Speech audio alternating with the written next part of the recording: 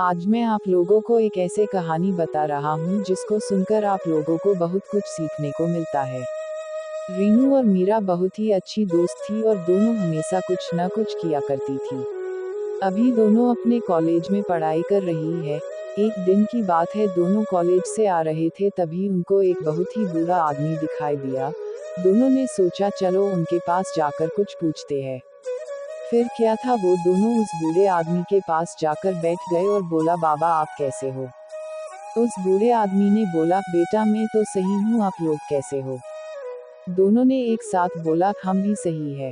थोड़ी देर बाद दोनों ने कुछ बोला नहीं, लेकिन अगले ही पल रीनू ने पूछा, बाबा सच्चा प्यार सबको नसीब नहीं होता, इस बात में कितना हकीकत है। रीनू की बात सुनकर वह बूढ़ा आदमी मुस्कुराया और बोला, आपको कभी प्यार हुआ है।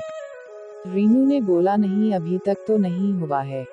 फिर उस बूढ़े आदमी ने बोला, यहाँ पास में एक बहुत बड़ा फूलों का बगीचा है, आप दोनों लोग जाओ, जो फूल सबसे सुंदर लगे आप उसको तोड़कर लेकर आओ।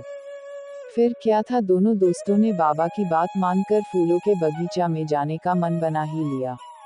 कुछ टाइम और बीता, जब दोनों फूल के बगीचा में पहुंच गई तो बहुत सारे फूल थे।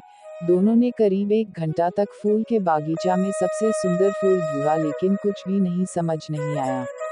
लेकिन कुछ देर बाद रीनू और मीरा को एक फूल बहुत पसंद आया, लेकिन दोनों ने सोचा कुछ टाइम बाद इसको देखेंगे, थोड़ा और टाइम कुछ और फूल देख लूं, हो सकता है इससे भी ज्यादा सुंदर फूल मिल जाए।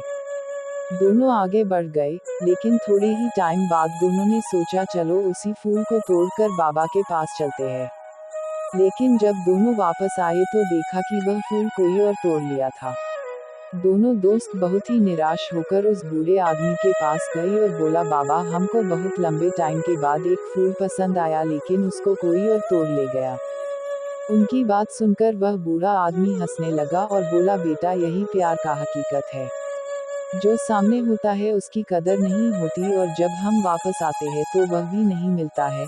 इसलिए सच्चा प्यार बहुत लोगों को नसीब नहीं होता है। दोस्तों, इस दिल छू लेने वाली कहानी से हम लोगों को यही सीख मिलता है कि जो पास है उसकी कदर करना सीखो। आशा करता हूँ कि मेरी यह स्टोरी अच्छी लगी होगी आप लोग को।